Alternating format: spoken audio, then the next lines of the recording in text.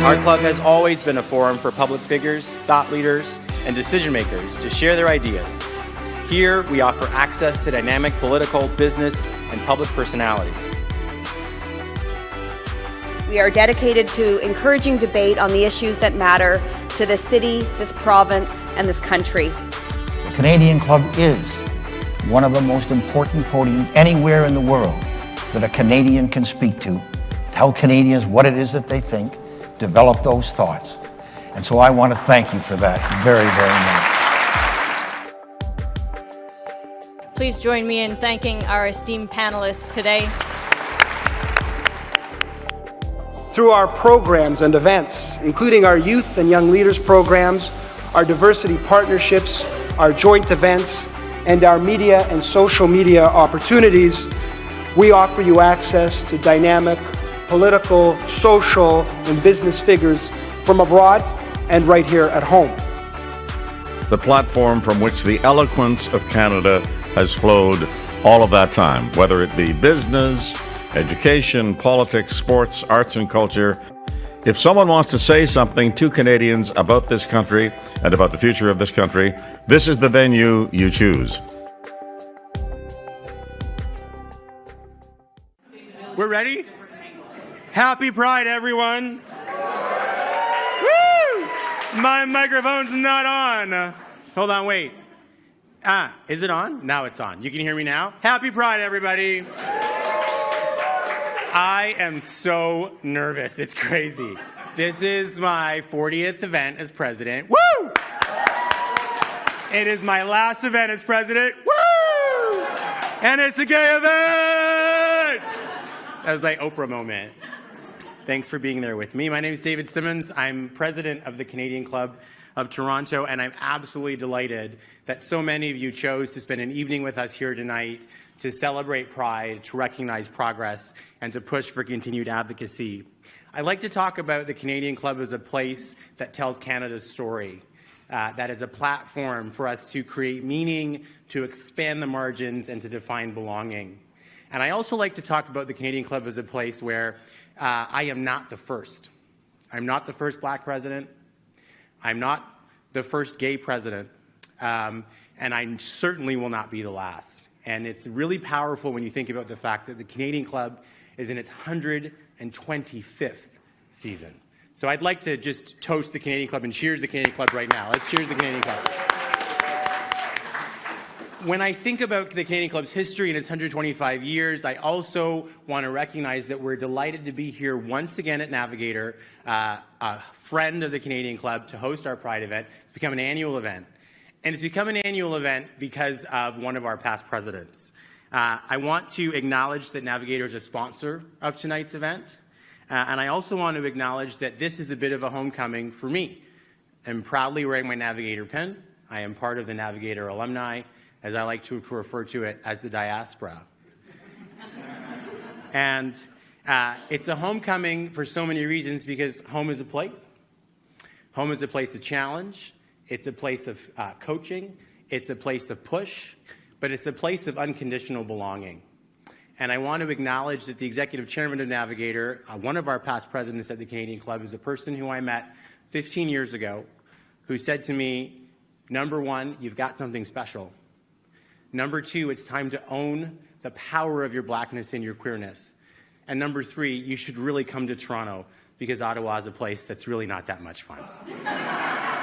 And so, Jamie, I want to ask you to come welcome us to your home this evening, and thank you for all that you've done for the club and for me.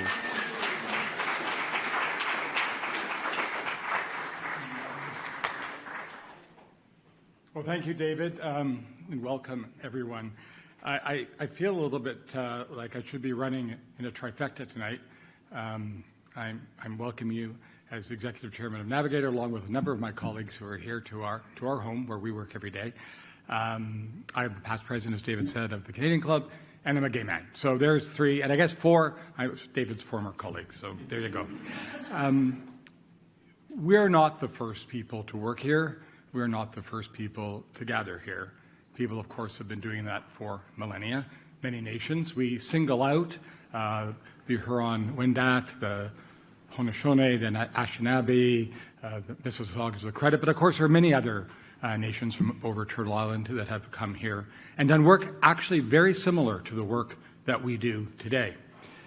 The Truth and Reconciliation Commission made popular, or more sort of au courant, these kinds of land acknowledgements, and with it, they actually made them quite performative. And I think a lot of people read the same script time after time after time, and it's a little bit like telling people where the bathroom is. At Navigator, we take a different approach, and we recognize that the land that we're on is part of the Dish with One Covenant Wampum Belt 2 Treaty. And we try to live the values of that treaty every day in our work. They're very simple, and they're actually not that hard to do if you keep them in mind. The first is make sure you take what you need. The second is make sure there's something for someone else. And the third is leave nothing behind. And so that's what we try to do here every day. So with that, in that spirit, I welcome you all. I hope you stay afterwards, and we've made sure that there'll be a great party afterwards. And with that, I will just say Miigwech and happy Pride. Bye-bye.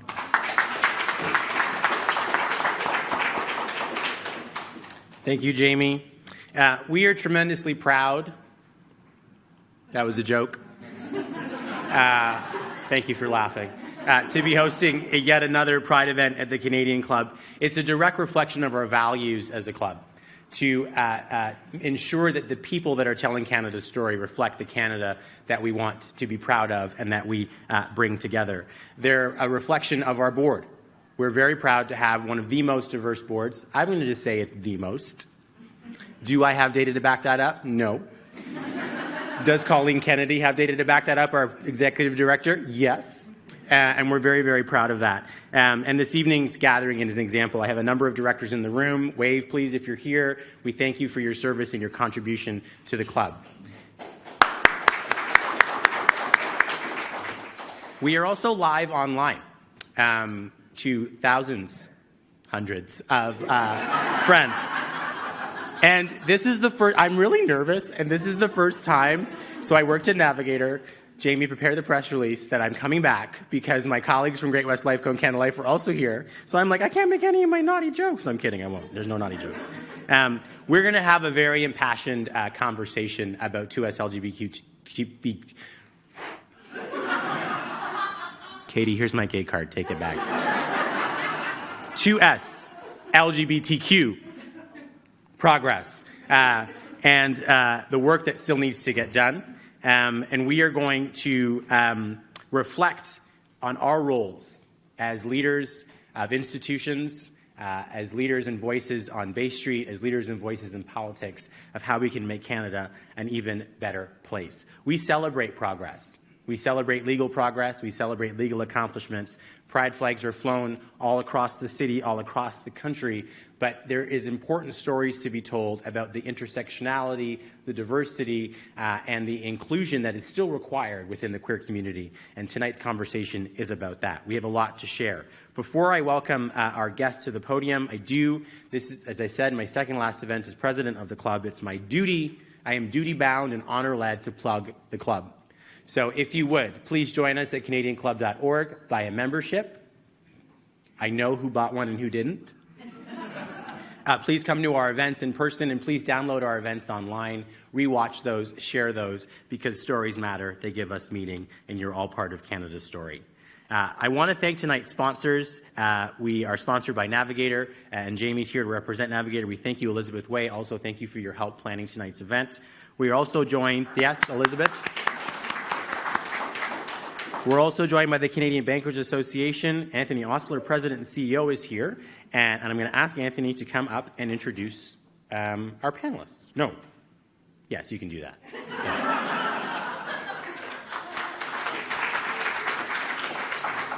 Thanks, David. As a white, heterosexual, cisgender male, when I heard about this event, I said, we have to sponsor it. We've been a long-term sponsor of the Canadian Club, but not had the opportunity to sponsor this specific event. I'm hoping to sponsor it for many years forward, and I'm super excited to be here. I love the energy and feel very fortunate to be back in Canada. For those of you that don't know me, I've spent 8 years living in the U.S., and I'm incredibly thankful to be Canadian and to be back here. So with that, my formal remarks. This Pride Month and always Canada's banks are proud to stand with our two SLGBTQ communities and continue the march toward full equality. CBA member banks employ almost 300,000 people in this country, and each of them can feel comfortable bringing their whole selves to work. For many years, significant work has gone into identifying and eliminating barriers and where they exist for diverse populations, accelerating the diversity of underrepresented groups at all ranks. When banks talk about their support for diversity, equity, and inclusion, including at events like this one, it is because it truly reflects their communities. Banking is fundamentally a relationship business, as Katie would know and probably will share with us. How we treat people matters, and when we advocate for each other and treat each other with respect and dignity, we rise together. With that, I'm delighted to introduce today's speakers, Katie Dudtschak, Executive Vice President, Regional Banking, Personal Commercial Banking at RBC, and Andrew Kriegler, President and CEO of IIROC. Katie will be in conversation with the President of the Canadian Club of Toronto, David Simmonds, obviously our lovely host, and will then be joined by Andrew for a broader discussion. I also just want to make a side note here to congratulate Katie on receiving the 2022 Catalyst Champion Award, which was announced last week and will be celebrated this fall. So we'll have more chances to celebrate Katie, but I'm just so proud of you, and you're such a great example, so it's fantastic. It's well-deserved, and you think about her trailblazing, the work that she's doing, and the progress for all women through workplace inclusion is really, really impressive and heartwarming.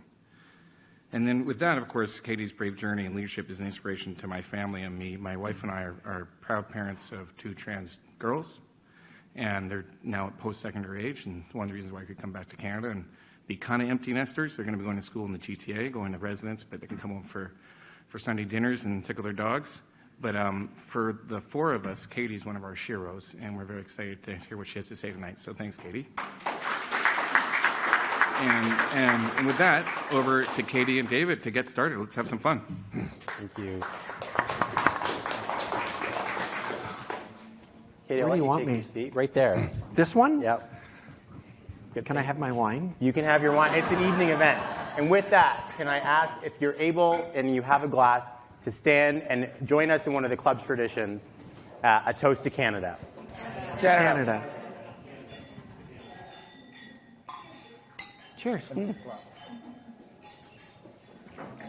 You weren't so nervous after all. Girl, I am sweating. That's why I wore blue. I put on a white shirt this morning and said, bad call. Wear a dark color. And here we are. Okay. What do you want to talk about? You. Okay. Stop. You're making me nervous. Okay. No need to be nervous. So you just should expect anything to come out of my mouth. Anything? It's not uncommon. My mother used to say when I was a child, yeah, Katie, one of these days your mouth is going to get you into trouble. Was she right? I've gotten into trouble along the way. Right. Less lately than I used to. Yeah, well, that's good. That's good. I want to talk to you about your story. Okay. A number of people know Katie, but a number of people don't know Katie. So why don't you just give us the starting point. Who is Katie? What should we know? So you used the word intersectionality earlier. So I'm a woman. I use she and her pronouns. I am a proud parent and mom of 4 incredible children. I won't tell you which ones are part of the 2+ LGBTQ blah, blah, blah community. Don't worry, straight people, we get it wrong too. Yeah, exactly. Yeah, you did, so. Twice. Yeah. 2S plus LGBTQ community. Can I just tell you, the global head of diversity from our glorious company is here, and we had a meeting once, and she was like, what acronym should we use? I was like, I don't know. Just kidding. Let's go. But, I'm a parent, and I can now proudly say mom. My kids actually, for the first time in my journey, reached out to me on Mother's Day and wished me Happy Mother's Day. And for me, there are people within my community, and the reason I say my community is we'll talk about the term transgender at some point. I'm not a huge fan of it. I accept the term transgender as a useful label to help people find their truth. The reality is I did not transition my gender. I affirmed my gender. I might have transitioned the cover of the book, but I didn't transition gender. I affirmed it. I finally embraced, who was inside of me all along. There are people within the community that still go by male pronouns with their children, and I just couldn't. I was so clear by the end of my journey that I'm a girl. I was wired emotionally, intellectually a girl from the beginning, that calling myself or identifying as a woman, she, her pronouns, being called by my children a mom is like the greatest affirmation I could ever get in my life. I also have other intersectional experiences. So I'm an onion like all of you are. I'm a child of newcomers to Canada. My mother was a child refugee in Germany. My father was a Russian POW in Eastern Europe or in Eastern Germany. They brought and you think of the indigenous community and intergenerational trauma, they brought their intergenerational trauma to Canada. They were struggling farmers. I had a home full of anxiety and a home full of screaming and yelling, which today we call verbal abuse. I struggled in public school to learn. I'm sure if you diagnosed me, I would come out dyslexic, although I've never been officially tested, but I knew I wasn't dumb as a kid in school. I could see the answers. I just couldn't explain them in a way that the school wanted me to. So I dealt with teachers that looked at me like I had 3 heads or laughed at me. I was picked on for my last name in school. When you have a name Duschuk, that can be easily turned into duck shit or do F. You grow up with, you aren't far from being intersectional or having layers to your character. And, so I have a variety of human experiences. Candidly, my early experiences at home on the farm and my learning challenges on the farm and growing up in a relatively poor family allowed me to hide from my gender for almost 50 years. Like, Katie was there all along. I can tell you, at 5 years old, creating Kleenex, remember girls, you'd take Kleenex and you'd sew it together and make dresses for your Barbie dolls? Like, I can picture the chair that I was at, sitting on the floor, creating clothing for dolls at 5 and 6 and 7 years old. I remember clearly, 12 or 14 years old, going into the sandbox with my sister's bra on and underwear on, stuffed full of Kleenex, with boy clothes on over top and going to play in the sandbox. Like, I remember spending hours in my mother's jewelry box, not my dad's boring underwear drawer. I've got countless experiences where I either felt more aligned to women and the way women behaved and thought and expressed themselves, or how, or girl things. And if you follow the transgender community, as you will know, like, many of these things start to get expressed very young and very early. So I remember that. But because of those other experiences early in life, I became fiercely determined that I was going to prove to my father that I could build a better life than he did. And that I was going to prove to those teachers that I wasn't dumb. And I went on a path. At about 13 years old, I quit working for my father on the farm, and I went and worked for the next door neighbor farmer. Oh, wow. Picture how my dad felt. Competitive advantage. Oh my God. Like, I feel guilt for hurting my father.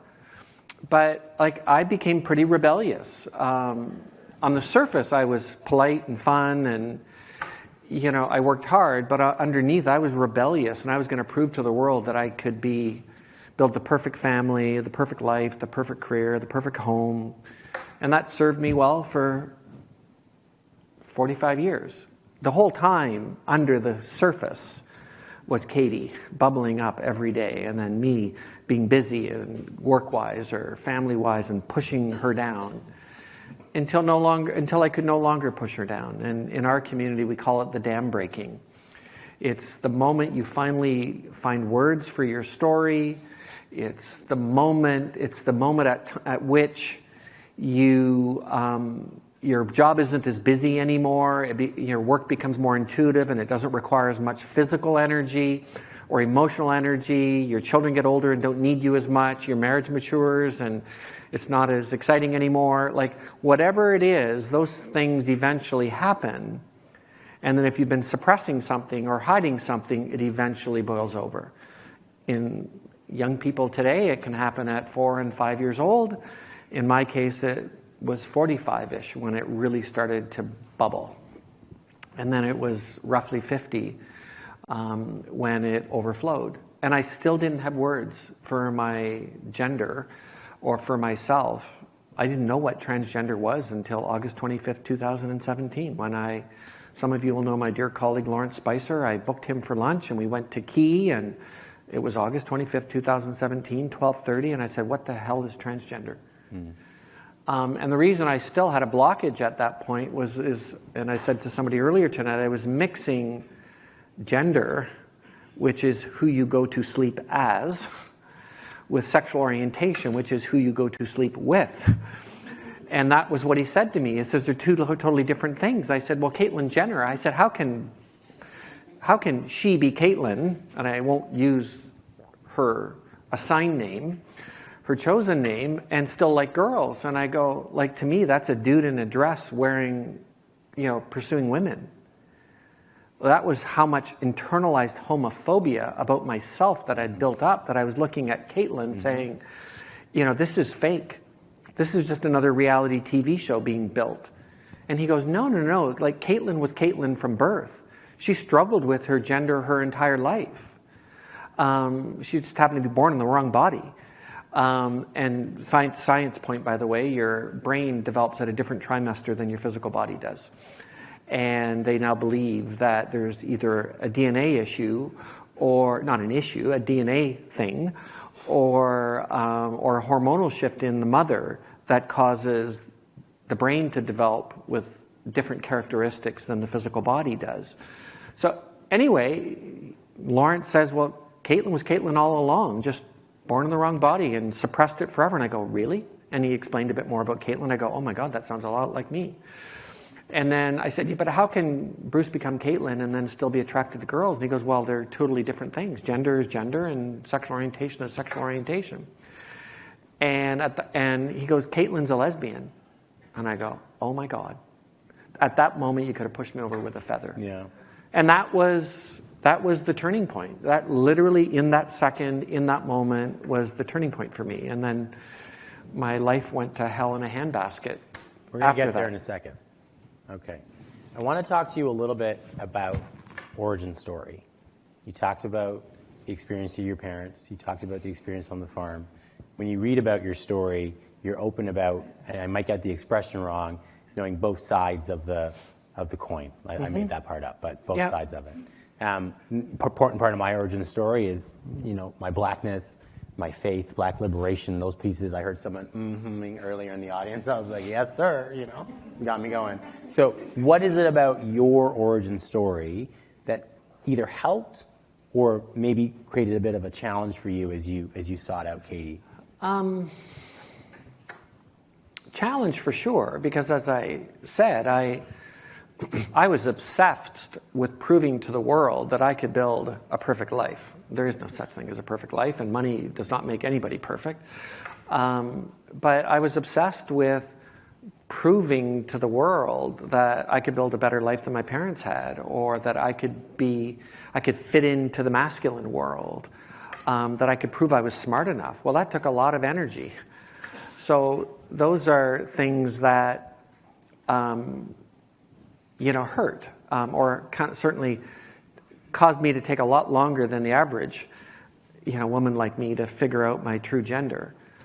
On the positive side, my early life experiences of being a child of newcomers, whatever country you've come to Canada from, I can empathize quite clearly with this idea of moving to a new country where you don't speak the language and people look at you like you've got two heads because you speak with an accent, or you've got a weird last name that nobody can pronounce. Weird in the English context, normal in the context of where you come from. And so I've from a pretty young age, I had empathy for people that had chosen Canada as their second home or their ultimate home.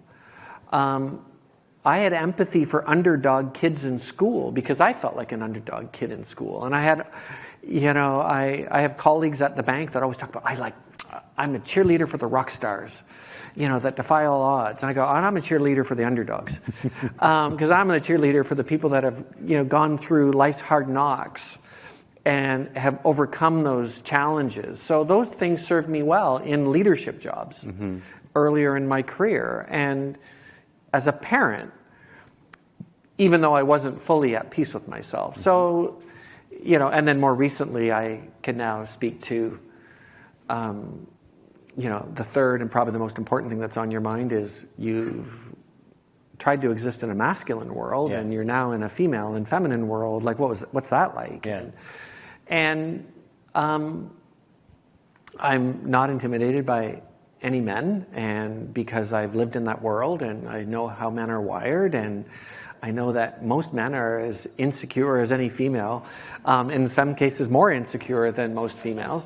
And I know that many men themselves are anxious with the fact that they too struggle with fitting into this very, very masculine identity that especially the corporate world or the construction world or whatever creates for them. I have a colleague on my team that confides in me all the time about, I don't watch sports, Katie. And I like shopping more than my wife does. And I hate to admit those things at work because I won't fit into the guys' world.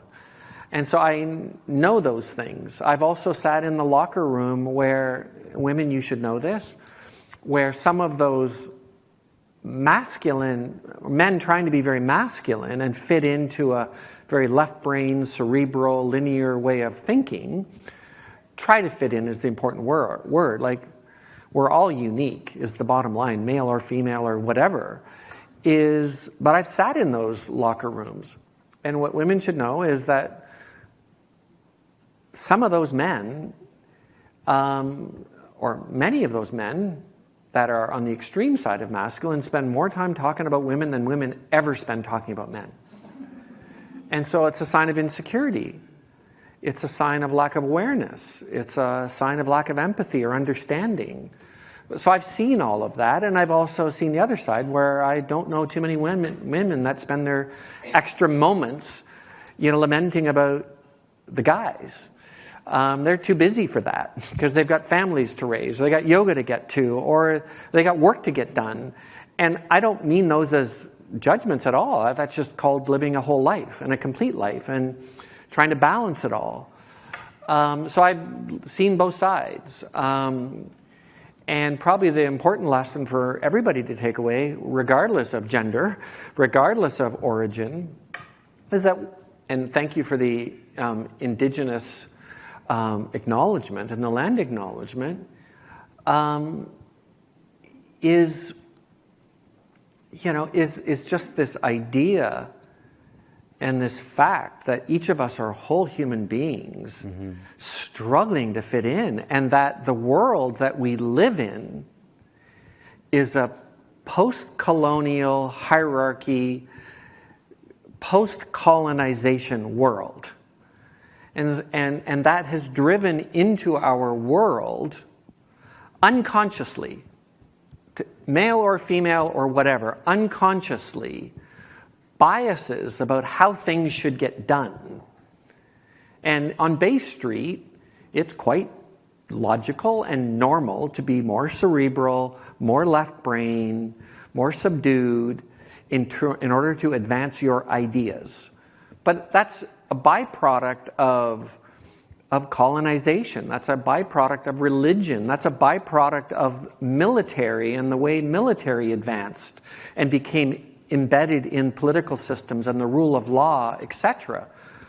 But it's just history. It doesn't need to be that. There's no real rule book that says you can't be emotional in a boardroom. There's no rule that says you can't be sensitive as a human being in a boardroom or with clients or with employees. In fact, some of the best leaders I know are incredibly vulnerable and are incredibly authentic with the employees that they lead, and yet still can make the toughest business decisions, in the world. They just come at it from a holistic place and a place of purpose rather than a place of rules. Mm-hmm. So I've seen both sides. I've spent a lot of time reflecting on indigenous tradition and where all this has come from. And, because I have a lot of privilege in my role and the incredible company that I work for, and the perspective that I bring, I think it's important to use your voice for good and to create a kinder, more inclusive world. Well, thank you for using your voice. I think it's important and it's powerful and it's had impact for sure. I want to talk, you mentioned leadership. I want to talk to you about leadership for a second. How many of you are in a leadership role in the audience? How many of you have 100 people in your org? 200? 300? 400? 500? 1,000? Katie has 15,000 people in her organization. She services 15 million Canadians. That's like basically half the country. I guess I should open an RBC account, eh? Yes, you should. Let's do that right now. David, you're welcome. Mackay, that's the CEO. So talk to me about that. So it was June, I think 2019, when you came out as Katie to the Royal Bank. 88,000 people. I came out to like 3 people. And I remember, my friends would keep me honest, we were at a restaurant in Halifax, and the boy that I was, having fun with, walked into the restaurant with his parents, and I broke my wine glass in my hand, and my friend was like, "What's wrong?" I'm like, "I'm gay." And I felt like, oh my God, Shonda Rhimes, write a TV series. But you did 80, what? Talk to me about that. Talk about vulnerable leadership, armored leadership. Brene Brown has nothing on you. Talk to me about what that was I like. love Brene Brown. So do I. And I do believe vulnerability is a superpower. True authenticity and vulnerability can never be associated with ego. But it is a superpower. Superpower sounds kind of egoic. But back to the way the business world or the legal world operated for millennia or decades in Canada, I do think there's a whole other way of leadership. I call it inclusive leadership. I call it authentic leadership. I call it sustainable leadership. These are all terms that we could spend the whole night defining. But I had learned enough lessons. I had let Katie out of the closet. Maybe not the physical expression of Katie and my name, but I had let aspects of my personality out of the closet over 25 years. And I remember a defining moment in about 2002 where I'm doing a leadership review, a 360 leadership review with a man that I held on a pedestal who unfortunately died at a young age of brain cancer. But I was the boss in Ottawa. And I said, John, what is it? You're so creative, you're so expressive, you're so much fun, you're such a great leader, but when push comes to shove and you need to take a risk, you hold back. And all I said to him was, where does that come from? And it's funny, whenever I ask the question, where does it come from with somebody, they never tell me, last weekend I did this. Every time they go back to their childhood and they go, when I was a child and my parents took a risk, every time it went wrong. Mm-hmm. And I promised myself I would never let things go wrong. And he's in tears talking about his childhood. So that was like the most important moment in my professional career of creating an emotional connection with a colleague and experiencing his vulnerability, and then we're both crying. Yeah. And I've had many experiences since then. I was the CEO of our bank in the Caribbean, where Fortunately, we had 6,000 extraordinary employees in 19 countries in the Caribbean. Unfortunately, we had some less than long-term oriented leaders that built a house of cards bank that fell apart out of the financial crisis. And I was the person asked to go in and restructure the bank. And I said to a colleague, a senior leader at the time, of the past, I said, why don't we just tell employees we're losing money and that we have to save the bank? He goes, no, we'll tell them when we're done. And I go, what do you mean you'll tell them when you're done? I said, we're on the cover of the newspaper every week for terrible client experiences, for the bank falling apart, RBC's a bunch of losers in Canada. And I go, why don't we just tell them the truth? Oh no, we'll tell them when we're done. Well, eventually we got to telling them the truth. And 2 years later, our workforce was 40% smaller. We had retooled every product line in the business. Unfortunately, we made a choice to hand off 2 countries to other companies that were better able to run those companies going forward on a sustainable basis. And we're 40% less employees. And employee engagement improved 11%. So I had enough life experience to say, honesty and transparency is probably your friend here, Katie. So when I created the critical path to come out, tell Dave, the CEO, tell my boss, Neil, tell Helena, the head of HR, go to New York and see myself in the mirror to make sure I really like Katie. I'd never seen myself in the mirror until after I came out to the CEO. Wow. On the way home from New York City, after seeing myself in the mirror and going, oh my God, I love myself. And I do genuinely love myself. I can say that for the first time in 56 years.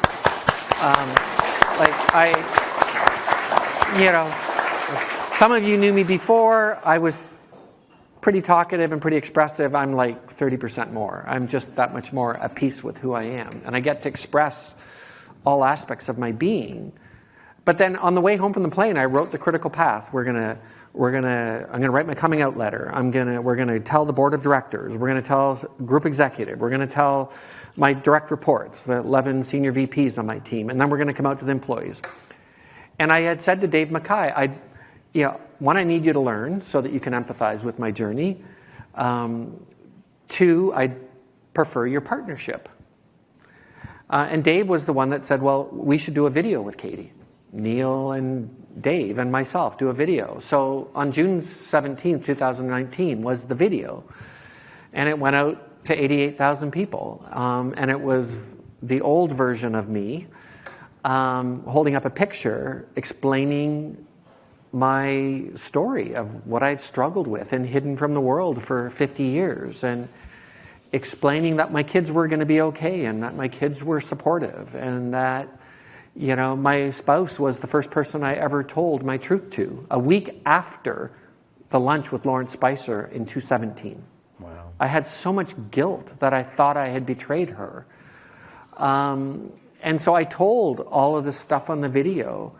But my fundamental belief was, if I was going to preserve credibility or any stitch of trust or credibility with the 25,000 people on my team at the time, now it's 20, Woo!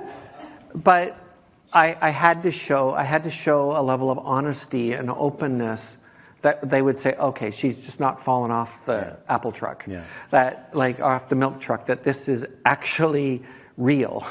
I needed to show that level of honesty and vulnerability and transparency. And it was a bit of a bet. Right up until that day in June, I still was believing that I would be judged and rejected by the world, that I would be ostracized, that I would lose my job. Right up until that day, albeit all the reactions, the RBC board of directors, senior management, my direct reports were beyond amazing, profound. I thought I was going to be judged and rejected by the world, because when you deal with something so intimate and vulnerable that you've been hiding for so long, you have built up every story known to humanity about your truth, all the bad ones. And the total opposite happened. And it is, so not only has my coming out changed, advanced my level of authenticity and transparency as a leader, like, it's so funny, you know, in corporate world, you spend a lot of time in the boardroom talking about, or senior management meeting, well, what are we going to tell employees? And let's get the employee story straight and then the management story straight, and then, you know, what are we really doing? I have one story at the bank. I tell everybody the same story. And I always spend most of my time on the why of the story. But the greatest gift I got as a leader wasn't my personal coming out. It was actually the hundreds and thousands of emails I got after, where colleagues, employees from across the world not only talked about bravery and, oh, you're going to help other people, which I still struggle with because I did it to save my own life. I literally was suicidal at the worst part of my journey. But I got to hear women talk about being verbally and physically abused. I got to hear, a woman in our insurance division talk about multiple generations in her family from Jamaica of family members that were gay and were hiding it from the world out of fear of being stoned and murdered in Jamaica. And, you know, an East Indian colleague in Vancouver who immigrated to Canada, who ostracized his best friend for telling him he was attracted to guys. And how this colleague in Vancouver, who's heterosexual, cisgender, East Indian immigrant, had been carrying guilt of ostracizing his best friend back at 15 years old. Why? Because he not only ostracized his family, his best friend was put into an arranged marriage, and a year after the arranged marriage, he committed suicide. And his comment to me was, Katie, I've carried this guilt with me for years. I've never told anybody. You're the first person I told the story to. And I just hope through stories like yours that we build a more open, accepting, embracing, and kinder world. And like, I was in tears reading his email. So I have hundreds and hundreds or thousands of gifts of stories like that were before George Floyd, that were before residential schools, that were before anti-racism riots. And I just felt like I had an opportunity. At work, we deal with employees, the tip of the iceberg of the employee. You come to work to do the job the company asks you to do. And most companies and leaders don't spend any time or little time getting to know the whole human being, what sits underneath the surface of the job mandate. And I felt like I had this unique opportunity and time to see more of the whole human being and the fears and the hurts and the worries that most of us carry around that cause us in certain business environments or community environments to hold back and to suppress parts of our beauty and parts of our uniqueness. And I also have, for a long time, ever since that talk in Ottawa with John about his childhood, and I've kind of carried that on in my leadership. When I have somebody on my team, I get to know the whole human being. And some of the stories are quite public. Martin, who runs British Columbia for RBC, has quite openly talked about losing his mother to suicide at age 24. And if you know Martin's leadership, he carries the weight on his shoulders like no other leader. It's so unique. He leads from the front. He supports his employees from the back. He advocates for his employees with head office more aggressively than anybody. And I say, well, where does that come from? Well, it comes from the fact that he, as a child, felt the burden of caring for his mother. And he carries this feeling that he never wants to leave anybody behind because he lost his mom. And I know 2 white guys that watched their siblings die in childhood that has shaped the kind side of who they are and the nurturing side of who they are. I know 2 white women on my team that packed the car to evacuate the house and mom because dad was an alcoholic and physically abusive. And they were the daughters that didn't even convince mom to go, forced mom to go.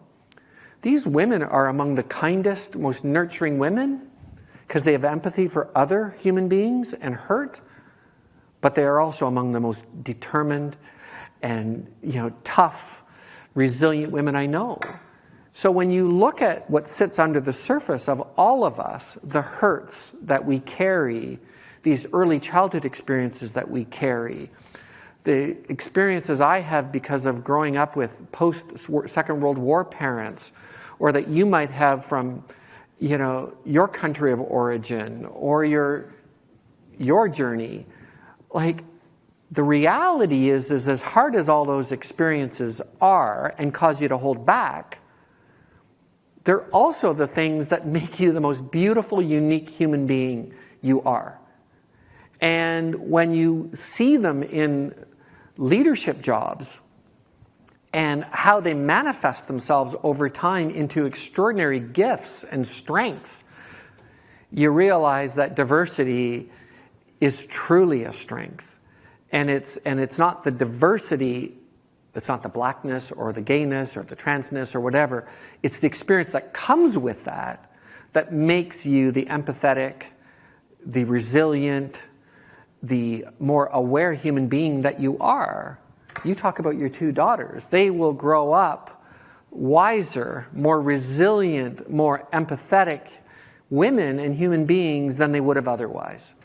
So when I talk about human uniqueness as a way of defining diversity, it's because of that. It's because these hardships, these differences, ultimately, and the layers of them ultimately over time manifest themselves in just in a level of human beauty that is really special. And so why wouldn't we create a world that allows for more of that to be known, more of that to be seen, more of that to create a shared sense of human empathy, and more of that so you can bring your gifts, wherever they come from, to bear in the society and the world that we live in.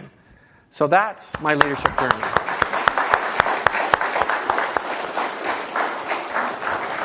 I want to welcome Andrew to the stage. Andrew, if you could join us. Everyone, welcome Andrew. Super dad. Andrew is a super dad. And, Katie, you talked about one of the powerful experiences was your children calling you mom or recognizing you on Mother's Day. Andrew, you're the father. I'm going to let you tell your own story, but you're a dad. You're an executive. You're a leader. Why don't you tell the room a little bit about you and your story and why you're here today with us as an ally? I guess the first thing I would say is I wish I had heard Katie speak 9 years ago before Artie came out to us, because I think I probably would have handled it a little better.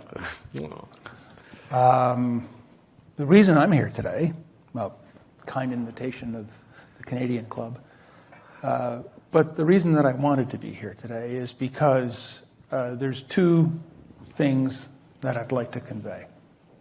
The first is, if you're a parent who is accompanying your child on their journey, it's not my journey, it's theirs, then you're probably going to get some stuff wrong. I know I did, and we'll talk about that for a minute. The second thing is that as long as you can understand that you did get some things wrong, and that the only thing that matters is that you support your child will still love you all the way through.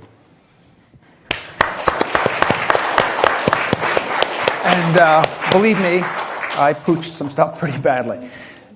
And when David and I were talking about this panel, he asked me to think about telling this story through a couple of events as a way of bringing it to life for you and really opening up to the experience that I had as a passenger in the car that Artie's driving throughout life. There are three. The first one is when Artie came out to me at around 14. The second one was when Artie chose his name, which was a couple of years later, a little bit less. I remember the events, the dates have now started to go a little weird. And then the third was about a year ago when Artie had gender-affirming surgery. And each one of those is memorable for a different reason. And I think the arc is a positive one certainly a positive one that gives me hope. I'll say it that way. For our relationship as father and son, and maybe a little bit for our society, that we can have these conversations and we can move forward as family and come out better on the other side. So, to begin with, Artie came up to me in the car. We're driving. We live in Lawrence Park, and I can remember the drive, and I had obviously sensed something. Artie had gone through a period of wearing dresses which he never liked doing, but he went through an entire summer of wearing dresses. And it was, in retrospect, of course, it was clear that he wanted to see if this thing can work or not. And eventually he realized who he was, and it wasn't going to fly. I had interpreted that as potentially a sign that, of all of the things that I was seeing, as a sign that maybe Artie was gay. So I was ready for that. I wasn't ready to hear Artie tell me he was trans. And it wasn't that I was contra the idea. It just didn't process. Mm-hmm. I mean, Artie at that moment could have been speaking in Martian. The words, they didn't mean anything. I mean, I heard them. And so what's the worst possible thing you can say? Let's try for, are you sure?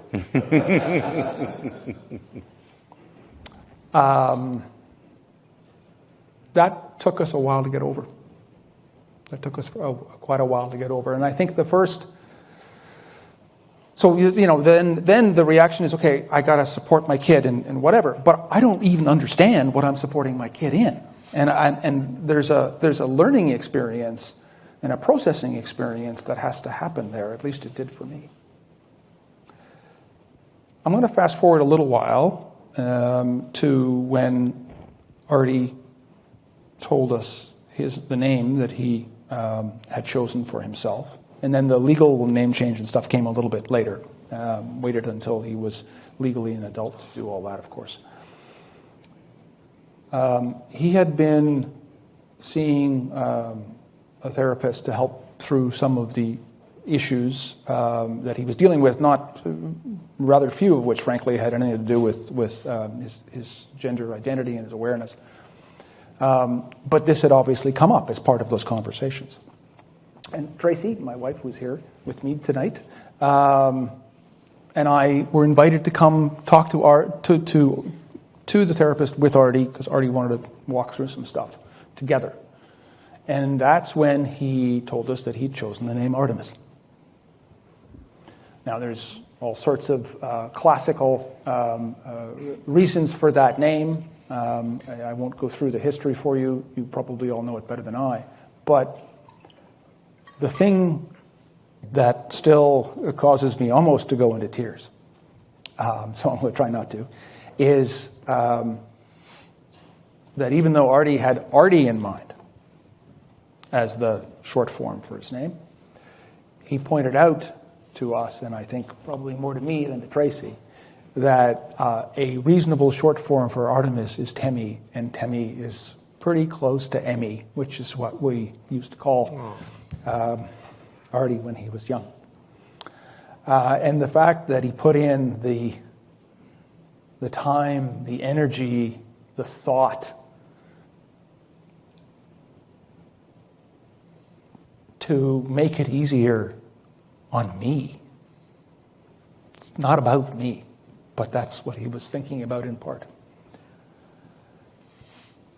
I want to end this. This is hard. The third sort of vignette I want to talk about is Artie's surgery, which happened last summer, as I mentioned. And I think it is an arc, and a very positive arc, because it took Artie a while to make sure that he was comfortable with it all, that he was ready for this, and there are some decisions, but when you move past it, you don't go back. And so he wanted to be comfortable with this, and he was last summer. And I guess there's two things about that I want to say. The first is that you've never seen someone so happy as when they looked themselves in the mirror and they saw the person that was always there.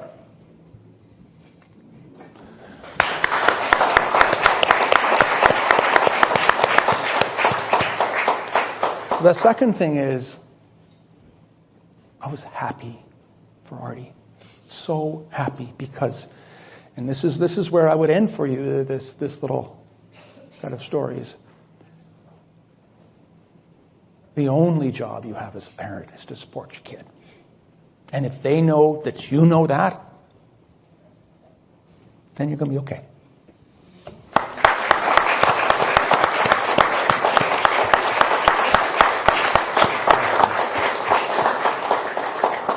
Katie and Andrew, ladies and gentlemen.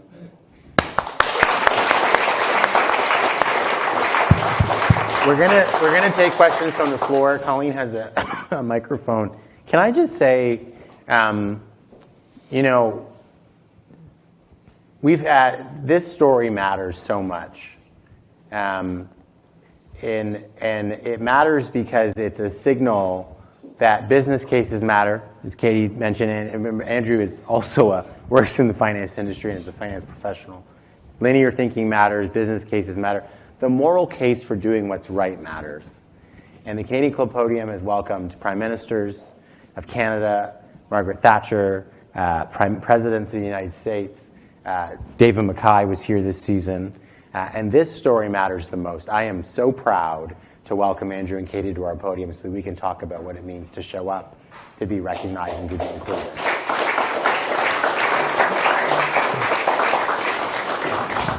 Questions from the floor? I have many, but if anyone in the room would like to ask a question. Where's the Kleenex? I know, I was like, get me a tissue. Don't be shy.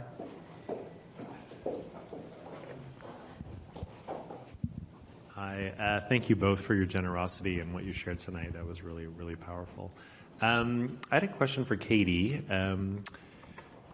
I have met many genderqueer people. I've met many non-binary people, and you talked about your community, our community, the trans community, and I'm just curious to hear your perspective as one person on just trans can sometimes be viewed as relatively binary, and a more younger sort of modern movement into non-binary, as in you pick and choose from the gender that you want and that you express as you would like. And I don't know, if you have any thoughts about sort of that evolution and where things are going. Yeah, for sure. Number one, as a leader of many people, and it fits a bit with your point as a parent, get with the program because that's your future. Yeah. That's the next generation coming. Like it is. I think those are your words earlier for tonight, but they keep showing up for me. The world just is. Stop trying to make it right or wrong. These things just are. And yeah, we can spend days debating human evolution, nature versus nurture, all these kinds of things. And they can be debated because I've had to reconcile them all for my own existence. In my case, so what I do know is my own journey. I can't speak for another human being's journey. In my journey, I kind of saw the masculine world and the uber feminine world, and then somewhere you cross a threshold of calling yourself a boy or a girl. And I kind of thought I always thought I was kind of close to the middle, and I thought I was going to move over the line to the girl side. And at one point in my journey, from August 2017 to coming out, about 6 months in, I had a few close friends on my journey with me. And I asked them to use, I clearly had a visceral reaction to male pronouns. Like once I went into it, it took a month. And it was like, oh my God, like that does not fit. It never fit, and now it clearly doesn't fit. So I tried to convince my friends to use, and there was like 4 or 5 of them, to use they, them pronouns. It caused me more stress than male pronouns because they kept messing it up. And then they kept wanting to have an intellectual argument with you about the English language and grammar. Or they'd mess it up and they'd say, oh, Katie, you're a good guy. And like it'd be a perfect evening, and then right at the very end, they'd say, oh, you're a good guy. And like depression would kick in. Literally, it wasn't only anxiety, depression would kick in. And you'd go into a death spiral for days. Dead naming does the same thing. Hearing your old name or your old pronoun, as erroneous as it can be, puts you into a death spiral. It can trigger anxiety and depression in the moment. Not because the other person's a bad person, but because it means you're not being affirmed as your true self. It means you're being questioned. You're interpreted as being questioned, or not real or authentic. And I can assure you, your son, your daughters, like, this is a very real human experience that people go through. And the reality today, look at the dress I'm wearing, look at my hair, like I'm over here. I may not be able to dance like a ballerina, but I wish I could. My hands move, my voice, moves. Like, yes, I can still drive a tractor, and yes, I can shovel gravel as good as any boy can. But like, I'm feminine, like I'm over here. There is no question in my mind that she and her pronouns and the name Katie works for me. Like, it is who I am. But who am I, to your question, who am I to decide that somebody is less real or authentic because they feel comfortable? They may grow facial hair, but they feel comfortable expressing themselves in a dress. Or they feel comfortable expressing themselves with makeup. Or they prefer they, them pronouns. Like, who am I? And does it need to be fixed? Can it change depending upon the day and how you're feeling? Some days I wear shorts as a woman, some days I wear slacks as a woman, and some days I wear a dress. Why does it matter? So I do have a ton of empathy for individuals that know, feel, believe, know that they're non-binary, that they are fluid. And candidly, I wish the whole world was they, them pronouns, because then we wouldn't have this freaking problem. And there are languages in the world where pronouns don't exist, the way that the English language defines them. So I wish it didn't exist. I wish we could give everybody a crash history course on about 1,000 years or 1,500 years of human history, and you would see that the expressive dressers and the expressive expressions were men, back to medieval times or Roman times, etc. And then you'd say, oh my gosh, all of this masculine and feminine extremes is actually modern history. It's not long history. It's not indigenous. It's actually a newer phenomena. So I don't have the answer for it. I literally wish we just were all they, them pronouns and got used to it, and you were the name that you chose and you were the expression that you chose, and we were all good with it. Yeah. I do believe, though, as parents, as community leaders, as corporate leaders, you better get used to it really fast. And if there's visceral reactions that you're having, have enough heart and empathy and intelligence to realize that maybe there's something that you're missing. Maybe there's something that you're missing, because all that really matters is that that they're seen and heard as real human beings. Yeah. And putting them into boxes only is going to hurt your company. It's only going to hurt society, because you're going to miss out on some level of intellectual or creative potential. Yeah. So anyway, that's my perspective on the topic. Tanya has a question in the audience. Thank you. You're two very special people to me, so thank you. My question is actually for Andrew, and not to put Tracy on the spot, but it's wonderful that she's here as well. So you talked about what you didn't do right. Can you talk about what maybe the two of you feel you did do right, or what maybe Artie would say you did do right? Well, I think the one thing we did well, and this is more Tracy than I, because I think she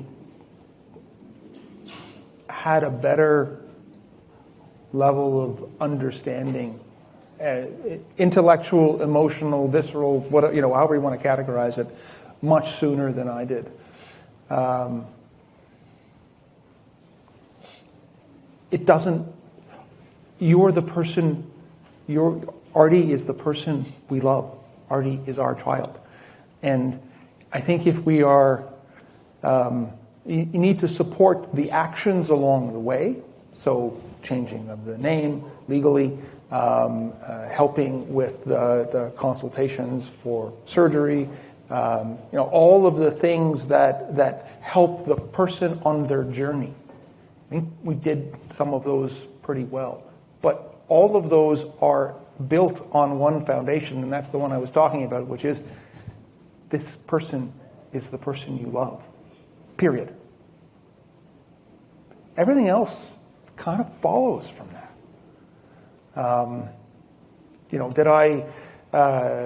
Did I screw up the pronouns along the way? Yup. Did I feel terrible about it? Yup. I said a couple of minutes ago, and it was an analogy that sort of occurred on the spot, so it's not a great one, but Tracy and I, are simply passengers in the car that Artie's driving. Beautiful. It's a great analogy. Beautiful.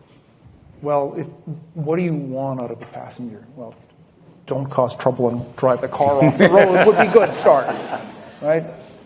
Make the journey a more pleasant, positive one. Because it's life, yes, life comes to an end, our physical existence, but until that happens, it's a journey that we are on every day, and you want it to be a good one. Oh, that's beautiful. That is beautiful. There's a question here. Do you have a question? And then John, and then I'll take one more question and we'll wrap things up because there's lots of wine. Awesome. Thank you. It's Pride Month, so we all know that every single logo on LinkedIn has been converted into a rainbow. Yeah. But what I've found is that throughout the year, there might not be the same level of support or recognition of the LGBTQ plus community. What recommendations as leaders, because I see 3 leaders at the front of the room, do you have for organizations to truly support their employees throughout the entire year rather than just the key months like Black History Month or Pride Month or Women's History Month? How can organizations truly adjust to moving away from that reactive approach and into a more of a proactive approach? Andrew, why don't we start with you? Sure. Well, I guess the first reaction I have is to note that you, in your question, highlighted 3 different occasions throughout the year. There's, we all know, there's a lot more than 3. Mm-hmm. So I have a couple of my colleagues here who lead IIROC's Equity, Diversity, Inclusion, and Anti-Racism Committee. And one of the things that they've done with all of their colleagues for us as an organization is to highlight the rainbow in not only in terms of in every color of the spectrum that we are as human beings, because there's something that is happening every day in our existence that means something to a person, a group of people, a shared experience. And the more that we acknowledge that, the more that we celebrate that, the more that we talk about that, I think the more we all realize that the strength of our humanity comes from our diversity, the richness of the human experience. You had better words than I did, Katie, but that's what makes us who we are. And so you're right, it can't be this month or that week or that day. It's every day.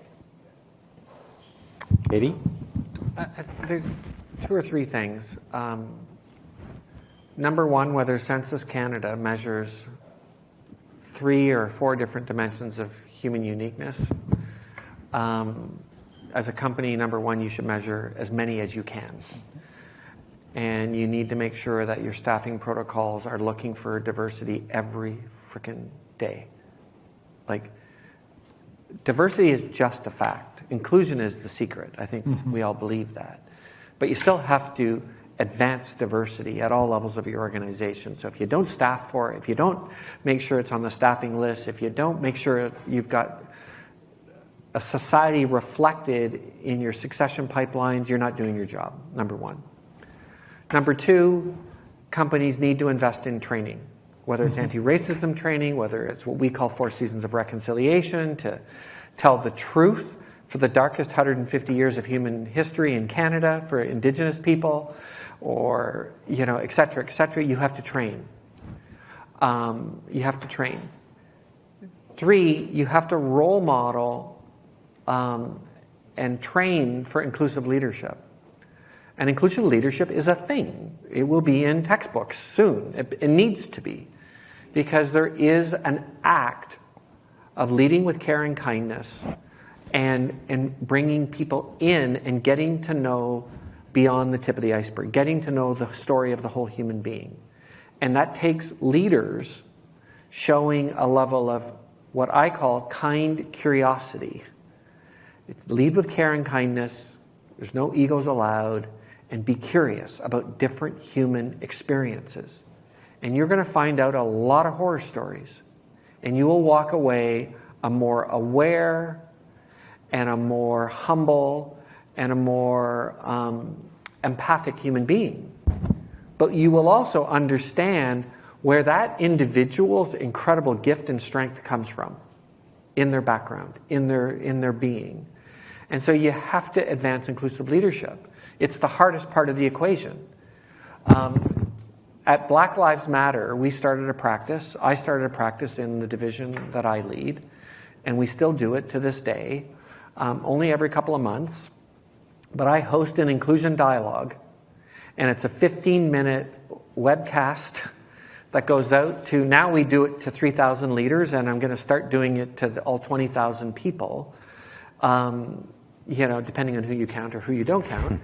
But in 15 minutes, all I do is I introduce the individual and some of the intersectionality of their being and the role that they have and what makes them special as a leader. And then I say, and tell me the story of a time that you felt hurt for being black. And, or tell us the story of how hard it was to come out as gay. Or tell me a story during COVID of what it's like to be in Vancouver and experience anti-racism abuse in your neighborhood. And then I go to, and what advice would you give to leaders for how to create a kinder, more supportive environment for you at work? And then anything else you'd like to share. All I have is 3 basic questions. But everybody, without fail, is blown away by question number 1 is because they never walked in the shoes of the other person. And they never knew what it was like. And then the person describes it. One of the more profound ones, well, they're all profound, is a Métis woman who's now a regional vice president on Vancouver Island with RBC, Annette. And Annette told the story of her mother, who's a residential school survivor with trauma, who abandoned her as a child and put her into the foster care system. Annette put herself through high school alone, living on Kraft dinner, because she had fallen out of foster homes. You look at Annette and you go, she's one of the kindest human beings you'd ever meet, yet one of the most determined human beings you'd ever meet. And when you hear Annette's story about her mother and how she's finally now reconciled with her mother, you're blown away. You go, oh my God, now I get the indigenous story. And oh my God, I thought Annette was incredible before, and now I realize she's even more incredible. So But facilitating a discussion like that, and all it takes is 15 minutes, but some leader has to role model how to be kind and curious about another human being's experience and not pass judgment. You just ask questions. And then the fourth, every one of you, you better measure inclusivity and employee engagement in your company. We have an inclusion index. It was in my nomination. Our inclusion index in the division of the bank that I lead is 10 percentage points ahead of the rest of the organization. Here, here. And it's moved several percentage points in the last 5 years. And I've not done anything other than being my real self and facilitated training and inclusion dialogues in the division. But you better measure inclusivity, and you better have an employee relations group. When something smells weird, they go back and they do their investigations to see where bias or judgment sent that employee down the wrong path, so that you can root it out of your culture, you can root it out of your leadership. But those are 4 practical things that leaders and companies need to do 365 days of the year, not just during Pride Month, and not just for those of us in the LGBT community. Yeah. Those are my thoughts. I'll be quick. I think those of us who are minority identified or equity seeking identified and in a position of power, so we're in leadership roles, we control influence, we have an obligation to be more of ourselves. Because by being more of ourselves, we create license to enlist other people to take that permission. I don't say it because we're here. I say it because it's true. Working for Jamie at the time in my career when I worked for him was an opportunity to be more of myself. I remember being around the water cooler at a smaller office. It was still beautiful, but a smaller office. And I was talking about a weekend I had in the village. And I was talking about someone I met, and I was using they pronouns. Not because I met that person and they were genderqueer, but because I was used to being veiled with what I was doing. And Jamie leaned over and said to me, if you're comfortable using he, him, you can do that. And this was 15 years ago. And it was just like a waterfall of relief. So if we are in a position to do that, we create license for other people to do that. I think the second thing we need to do, all of us, those of us in equity-seeking population, those of us not, if you're in a leadership role, be unapologetic about learning.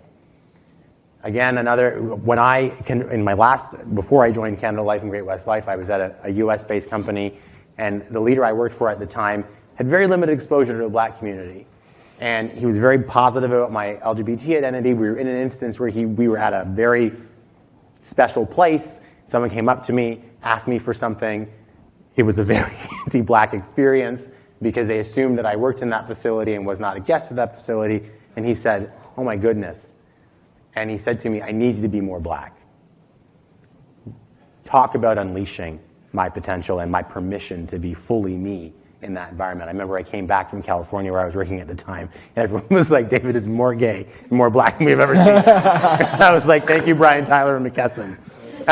And the third thing I'd say to all of us, for cisgendered white men are our allies in this. Totally. They are allies in this. And we need to create space, and I'm going to get yelled at in angry emails. We need to create space and be compassionate for cisgendered white men to learn with us, to fail with us, and then to unleash the systems and the colonialism and the oppression that's held us back. If my CEO wasn't the person he is, compassionate, thoughtful, learning, openly making mistakes, we would be nowhere. Yeah. And the same is true for our divisional president in Canada. So I would say, let's create that space where they're called to the moment and can help break this shit up. Totally.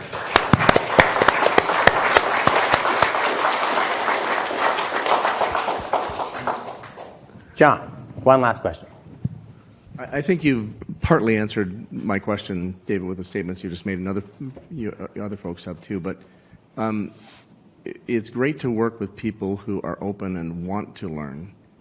But unfortunately, in the world and the U.S. and even in Canada, we're in a time where it is a very frightening time, where extremism and people who don't want to, not only they're not open, they're actually anti-open to learning and understanding and loving. So I don't know if any of you have any suggestions on how we're going to deal with this going forward, because I have really serious concerns politically, even in Canada, but around the world and what's happening, and how do we move forward and make sure those 10 steps forward we've made in our journey don't become 15 steps backwards. I mean, Berlin in 1939 was culturally open and expressive, and then it wasn't, and it got really dark. Dark isn't even the right word, but... Katie? I wish I had the answer. Yeah, I'm glad you asked it. I literally, when I came out, back to a pretty amazing white man, Dave Mackay agreed to putting security at my house because I was deathly afraid of somebody in senior role, relatively public, much more public now, much more public now. I was deathly worried about my life and being beaten up. I wasn't afraid of dying. I was worried about getting beat up because it would hurt. And there are examples in Toronto where transgender people have been murdered, often in the sex trade because that's their only way of existence. So it's what you're uncovering, we all know is very real. I have two thoughts. Be parents like this, where you are the passenger in the car, but if you see not only a pothole, a cliff, that you tell them to put on the brakes and to turn right, which may mean as a parent that you might have to change schools, you might have to change the environment to protect your child's well-being, and it's not an uncommon occurrence. No. So that's the tactical side of protecting your loved ones from harm's way. I think the ultimate answer is your answer. The more you stand proud, the more we tell stories, the more we build acceptance, the more you stand in your true self as a human being. Hopefully everybody walks away realizing that you're an incredible dad and that you're an incredible human being and that I'm a real and authentic human being that can still lead 20,000 people. Is that the more people see this, they go, oh, my theory, my racist theory was wrong and I have to change. Because eventually, my dear friend Andreas, who came out gay 30 years ago, who's also autistic, says, Katie, one thing you have to know and understand is that political systems and socialistic movements do this, but human nature is unstoppable. Like, this will not stop. But politics, and especially protectionist politics, that feel many times like a last-ditch effort to protect a perceived form of supremacy that is no longer relevant in the world, in this globalized world we live in, is a last-ditch effort to hang on. Strategically, you can't stop human nature. You can't stop human beings from being human beings if more and more of us step out and claim our voice. And I ultimately think the answer is, it's a little bit about policy to our government leaders around. It is in June of 2017 or 18, Canada's human rights laws changed to protect gender identity and expression, in addition to gay marriage, et cetera, et cetera, et cetera. Our human rights laws changed. So policy does matter, but the real answer is leadership. The real answer is parents, friends, and leadership. Because the reality is no leader on this planet is going to untap human potential the way it needs to be untapped in the future without embracing the whole human being. You just can't. We're not celebrating, physical muscle and strength the way we used to thousands of years ago or hundreds of years ago. We're celebrating emotional and intellectual muscle in the world that we live in today, and no leader can untap it. So I don't know many leaders that don't get this concept of tapping into human potential and creating more inclusive cultures so that more people can bring their true and creative and intellectual selves to life and to work. So, I think the most important part is to do what you described and to stay the course. And be willing and ready to watch out for the landmines and course correct in order to protect your loved ones, but don't stop being. Stonewall happened for a reason, and it needs to happen every day. Thank you, Marsha P. Johnson. Andrew?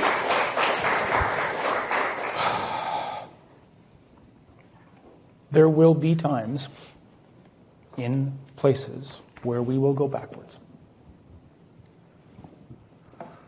Berlin, 1939, is a good example of that. It's happening not very far away from where we are right now.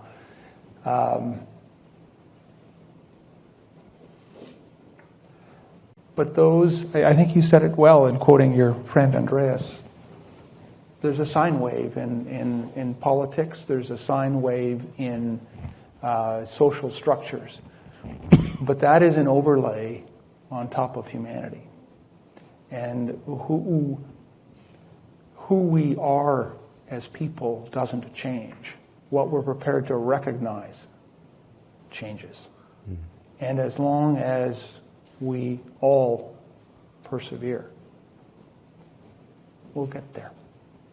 But there's going to be, we're seeing it now. So we've got to keep going together. I'd say two things. The first is it's very hard to hate up close. Mm-hmm. Oh, I love that. It's very good. Yeah, that's really good. The more we are honest and encourage honesty in those around us, the more allyship we build and the more force we have to push against that stepping backward. And the second thing I would say, and it's a call out to my origin story and my evangelical upbringing, I have an affirmation that fear cannot be our future. And that if we can be more loving, look at people who are being othered and say to them that this circle of caring actually includes you. Mm.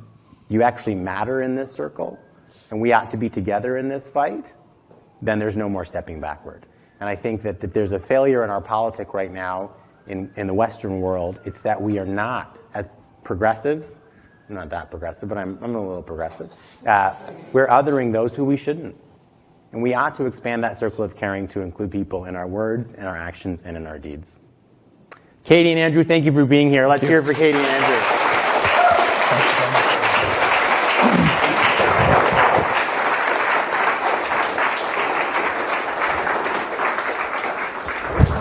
Thank you for being here. You're incredible. Am I? Oh, stop. Andrew, can I hug you? Okay, great. Thank you so much for being here. Thank you. Thank you. Courage and compassion were on display today at the Canadian Club. I'm so glad that we were able to welcome Katie and Andrew. And I will say that Andrew and his family had a conversation here, and Artie gave permission for his story to be shared. So I want to acknowledge you, acknowledge Artie, acknowledge Katie, acknowledge your stories and the power that they have as we shape a better tomorrow. On behalf of the Canadian Club, we really appreciate your insights, your advocacy, and your appreciation for the humanity that's required for us to move the world forward. The 2S LGBTQ community is growing in Canada, and we're so thrilled to be a part of it. I'm the third openly 2S LGBTQ president of the club. There were probably many more before me, and hopefully there'll be many more openly 2S LGBTQ presidents after me. Remember what you can do as an advocate and an ally in this journey and the role that you play in building a better Canada. Before we close, I want to offer another round of thanks to our sponsors, the Canadian Bankers Association. Thank you for being here tonight, particularly, but being our partner over a number of seasons. And to Navigator, thank you so much for welcoming us home, for being our partner, and for building Canada's story. Let me also thank our AV suppliers, Van Valkenburg Communications and MediaEvents.ca, for bringing us together today and welcoming our digital guest. Members and guests, for the last official time, thank you for joining us. This meeting is adjourned.